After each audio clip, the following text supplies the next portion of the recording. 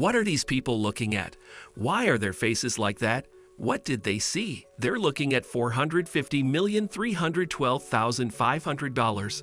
Oh, I mean the Leonardo da Vinci painting Salvator Mundi. But why is it worth this much? Today you'll find out how the world became a copy machine, why people buy land on the moon in advance, and why it's so expensive. Let's go. This pearl costs $3 and this one costs $30,000. Wait, or is it the other way around? Well, figuring out the prices of pearls is really hard. Experienced jewelers know that they can be more expensive than diamonds. Especially when you consider certain factors, the price of a pearl is influenced by its size, color, shape, surface quality, and even the luster. In short, the bigger and smoother a pearl is, the more money a buyer will pay for it. However, I would say the record belongs to a pearl that's neither round nor smooth, but it's just giant. It weighs 75 pounds, and its value is estimated at $100 million. Of course, it's hard to compete with such a thing, but if we speak about pearls of a shape, there is one unique kind, which is considered one of the most valuable. Mellow pearls are a magnificent creation of nature, made oddly enough by the mellow snail. It's said that the chance of finding a pearl in it is 1 in several thousand. So it turns out that such raw high-quality pearls are usually worth more than $75,000, while some jewelry with them is worth more than $250,000. Shut up and take my money! But I do have one question. Why the hell are pearls so expensive? In the first place, it's just a shiny pebble taken out of a clam. Well, that seems to be the point. Pearls are the only gem that are created by a living thing. The formation of pearls is a protective reaction of the mollusk to any foreign body, a process that can't be well controlled, even when artificial cultivation takes place. And if we speak about mellow pearls, people still couldn't make this mollusk grow at least one pearl. That's to say every single one of them is absolutely natural, created by wildlife itself. It's even strange that the price doesn't start at $1 billion. Imagine someone finding a mellow pearl by accident, because people eat these mollusks. A very realistic scenario, like the story of a man named Rick Antosh who ordered $15 worth of oysters at the Grand Central Oyster Bar and nearly broke a tooth on a pearl worth several $1,000s. That was the best oyster pan roast I ever ordered. And what do you know about Dubai? The largest commercial, financial, and tourist center in the Middle East, the real kingdom of luxury. But where does one city get so much money? Could it be tourism? No, it's unlikely that people would have come here before Dubai became Dubai as it is now. Oil then, but it wasn't discovered until 1966.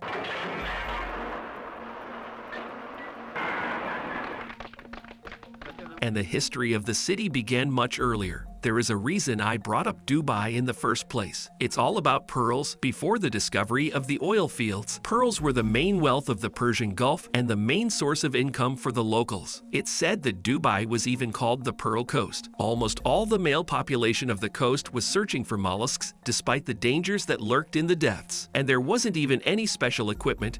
It was the 19th century when people learned how to grow pearls. The traditional pearl diving gradually disappeared. But the UAE remembers its past, and that's why you can find something like a museum today at the place where Dubai once started. It's a village of pearl divers, and in just a couple of centuries, it's grown into one of the richest cities in the world. It's even strange that the capital of the Emirates is in Abu Dhabi, but it also knows how to surprise. Remember the painting from the beginning of the video? This unique Da Vinci painting, considered lost for many years, was sold at auction in 2017 and became the most expensive work of art in world history. The piece is sold.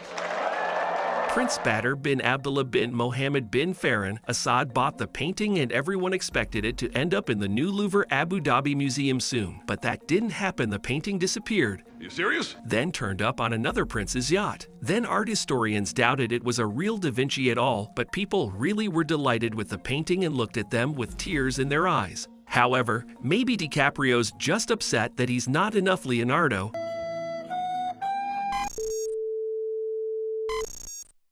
Okay, even without Da Vinci, there's a lot to see in Abu Dhabi. The local Louvre, and yes, it really is a franchise of the Paris Louvre, hosts many other exhibitions, for example Rembrandt's paintings, but we're interested in one particular painting by this famous artist, The Allegory of Smell. Like Salvator Mundi was long considered lost until it was found in a basement. From there, the painting went to resellers who priced it at a few $100s. Then there was an auction, and the price began to skyrocket $870,000, $1.1 million, but the story didn't end there. The allegory of smell was resold for $4 million. I don't even want to think how its original owners felt when they found out about it. This is not the first story. When the value of a work of art makes your hair stand up, it's hard to imagine how a paint-covered canvas could be worth that much. I guess you have to be an art historian to know about such things. How does it work? It all depends on the artist. If they're famous enough, their paintings will be worth hundreds of thousands of dollars, and the older the work, the more expensive it is. For a reason, a lot of studies are carried out to confirm the authenticity, but this is still not enough, because people have long ago learned how to counterfeit works of art. Okay, I'll prove it. Give me time. Will you give me time? And oddly enough, one of the first was Michelangelo. Yes, the same one who painted the Sistine Chapel ceiling and created the statue of David. You know those stories of actors in the early days of their careers not making the best movies? Come on, go back to your cells. Do you think I'm joking? In Michelangelo's time, there were no movies yet. So to make money, he forged an ancient Roman statue. In 1496, the future master created a figure of a sleeping Cupid and buried it in soil with high acidity to make the sculpture appear ancient. When the work was finished, Michelangelo sold the Cupid to a dealer who in turn sold it to a cardinal. The cardinal later learned of the fraud and demanded his money back, and the sculpture probably perished in a fire 2 centuries later. What conclusions can be drawn from this story? Well, first of all, either Michelangelo had some very talkative friends, or the cardinal had a knack for ancient sculptures. And second of all, even the greatest creators sometimes borrow ideas from others. Take Disney, for example. Yes, nowadays they copy Disney rather than the other way around, but there are some controversial moments in the company's history. One is the suspicious similarity between some elements of the animated movie The Lion King and the anime Kimba the White Lion. Kimba the White Lion is the one. Take a look at the names of the characters, and also Kimbo was invented much earlier, and Disney, of course, said that any similarities are coincidental. It seems that every year it becomes more and more difficult to create something truly original, and is there such a thing as originality at all? Especially when the internet intervenes, as soon as you think up something new and fresh, in a couple of hours somewhere on the other side of the world, someone will immediately copy your idea, and for sure they will try to make money on it before you've come to your senses. And for example, this is our case. Have you seen the video about the lions and baboons? We created it from scratch, and now look at what happened. Well, I'll take that as a full recognition, but it's one thing if a person appropriates another person's idea. But what about an entire planet?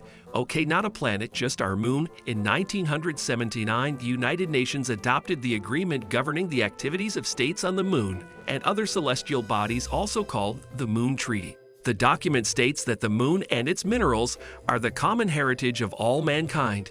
In short, the Earth satellite doesn't belong to any country. The problem is that only 11 countries have adopted the Moon Agreement, and another problem is there are people like Dennis Hope. Yeah, we actually have been selling property on the moon since 1980. In fact, this is a unique person. Dennis Hope claimed ownership of the moon in 1980, taking advantage of a legal loophole, and since then has simply sold off lunar land at the local bar and online through his company Lunar Embassy for $20 or $25 an acre. It depends on the mining rights. In 2004, Hope even created his own state, the Galactic Government, with a ratified constitution, a Congress, a monetary unit, and a patent office. Am I the only one who gets the feeling that this is some kind of weird parody of Star Wars? Don't fail me again, Admiral. The businessman has been sued several times, but here's the thing.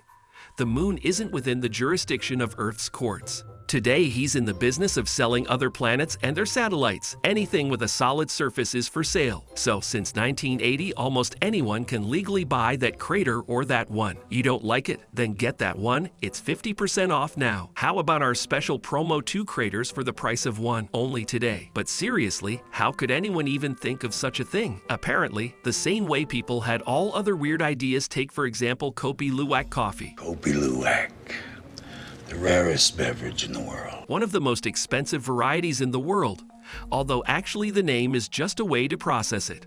A method you've probably heard of. The fruit of the coffee tree is eaten by Asian palm civets. They digest the pulp surrounding the coffee beans, and well, they get rid of the beans naturally. These beans are then harvested by humans, washed and dried in the sun. Tell me this, the man who first looked at the waste products of the palm civets, what were they thinking about? Something like, hey, why don't we pack it all up and just pour boiling water on it? And after all, not only did they come up with it, but they convinced the whole world that this processed coffee is cool. Today, 2.2 pounds of such beans cultivated in the wild cost $1,300. And if you want to make a joke about our intro, then how much did my coffee cost, by the way? So what were we talking about? Right? About weird ideas and animal waste. Gray amber. If the whale were a mollusk, gray amber would be its pearl. First, it appears when a sharp object enters the whale's intestines which the whale has failed to digest, and then the object is trapped in a special fatty shell. And second, well, ambergris can be worth as much as $180,000 or even several million depending on the weight and the buyer. Almost all harvested natural ambergris is used in perfumery to make expensive perfumes. When you think about it though, it's just whale feces that swam in the sea for a long time and acquired a special scent. If you've ever smelled real gray amber, post in the comments what it smells like. And to not leave you on that smelly note, here's a kitty for you.